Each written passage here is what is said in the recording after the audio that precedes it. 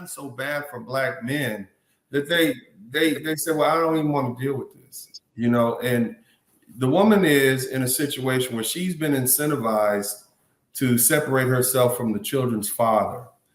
We're talking about family court. Let's go back and let's talk about the welfare system. The welfare system has incentivized women to have children outside of wedlock because they'll get paid for those children.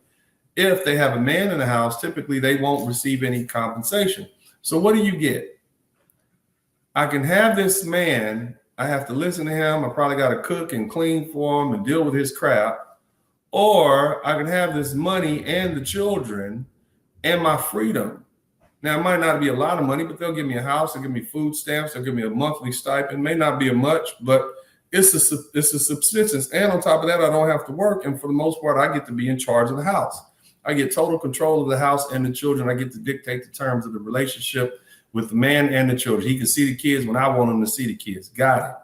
So in that particular case, you've incentivized Black American women who already have been told by society, going back to slavery days, that this Black American man ain't no good.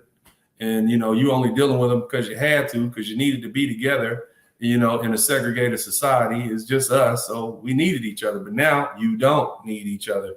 When I say need, you need air, you need water. You don't need a man because you got the check, you got a place to live, you got police if you need somebody to come and enforce something.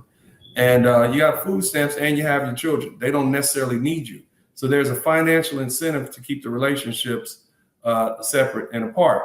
Fast forward to the 1990s, 1980s, Reagan had ushered in no-fault divorce through California, and it kind of spread like wildfire throughout the rest of America. Before that, you had to have something like a covenant marriage where, if you want to get a divorce, you have to state specific reasons, and only for certain reasons would you be granted a divorce. And then oftentimes, pre-1950s, the men would get the house, the children, because they were the patriarch and they would basically get all the goodies. After the 1990s, community property and all that sort of stuff kicked in. Well, women would get half the money. So if you got a man who's a primary breadwinner, didn't matter. Didn't matter if he was worth $45 million and you were a maid with him and, you stayed home the whole time. You still get half of that, plus you get the house. And if you have children under the age of 18, you get the kids, plus you get a monthly stipend in the form of child support and alimony sometimes. So you get the house, you get half the money, you get this money, you get the kid. Well, I stay married, and you don't have to deal with him anymore. So at this point, Black men and white men post the 1990s are dealing with the same thing. We both got women who are benefiting from a financial incentive for them to get a divorce, reinforced by our legal justice system, by our family law system.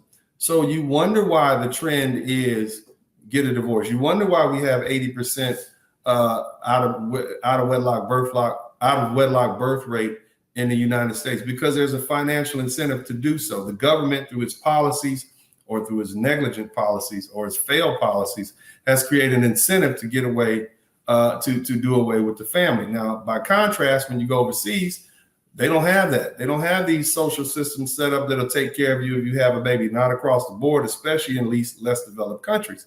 So you got Black and brown women down there who oftentimes, because they don't have the resources that we have, they're not overeating, they're not indulging in all these material things, even though they might want to. They don't. And so they end up being physically fit. They're cooperative. They're pretty. Most of them are young. Many of them don't even have children. And so you got a man who's 35, 36 years old. He's been working 10, 15 years in his career. He's been making $40,000, $50,000 a year. He goes to a place like Colombia where you got these drop dead gorgeous, beautiful women, and then they treat him like he's a king. What is he supposed to do? And then word gets around. Next thing you know, you got all these brothers saying, well, I want some of that too, as opposed to dealing with this strong, independent woman who has 3 or 4 kids, who grew up, feeling entitled and will treat me like a utility.